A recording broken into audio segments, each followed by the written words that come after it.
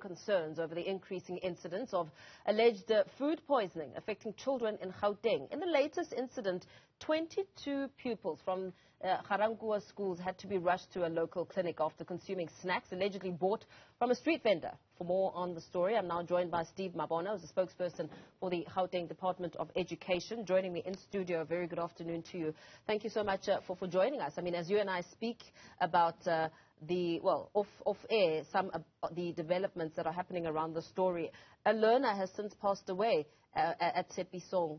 Talk to us about what your position is. I mean, the incidents seem to be coming right after each other. Something has to be done. Definitely. Good afternoon, point to all our viewers. It's quite concerning what is happening in our school environment, looking at the number of children that are harmed by, consuming products that are problematic, according to us, because you can't consume food and then you get sick. So we have launched a safety plan 3 weeks ago. And as we engage with the officials, there's a feeling that we need to put more in terms of our stakeholders, working closely and make sure that we then drift into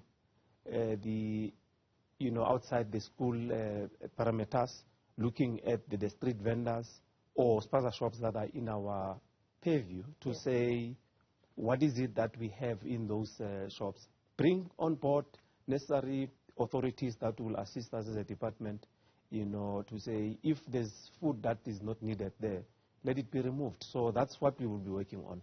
Is there capacity to roll out such a program? I mean, it's all very well to go for the first week, and then what will happen in 2 weeks' time after you've assessed the parameter and then found that whatever products that are not meant to be there are indeed are going back onto the shelves? You will need a lot more intervention from other departments too. Definitely. I mean, we will not be in a position to do it in isolation. But for a start, we will be in a position to coordinate it. If it has already started, then probably the departments will continue doing their work. Because remember, as education, we need to focus in the classroom. But what happens in the society now tend to affect us. And we can't be saying we're not going to do anything. Yeah. As much as SGB has a responsibility to govern the schools, they also have a responsibility to make sure that they know what is happening in and around their schools.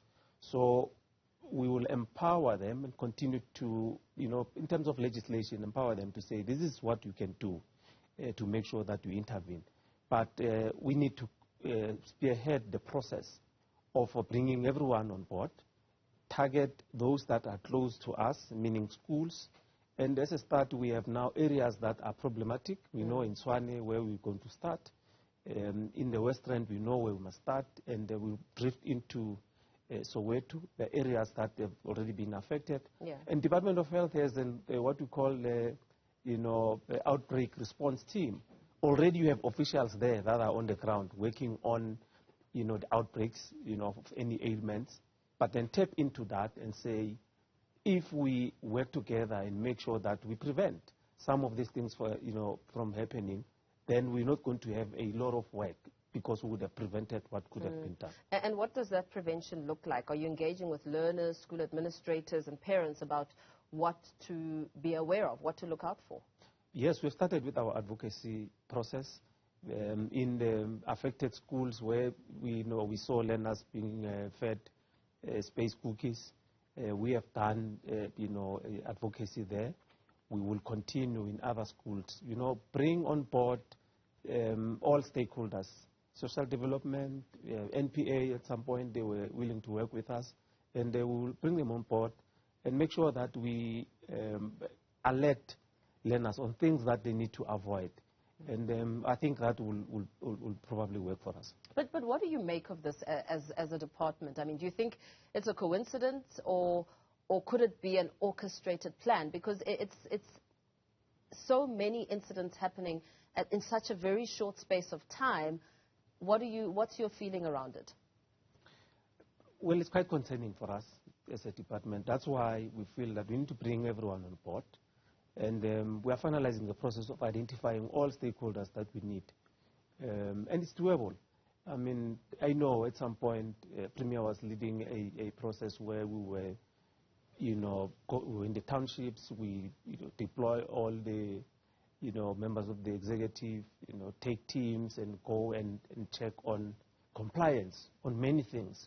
So if that could happen at that time, as a department, we'll tap into those officials, knowing them, and make sure that all those departments work with us. And because we have a problem now, it's something that we cannot say we're not going to do or we'll postpone it.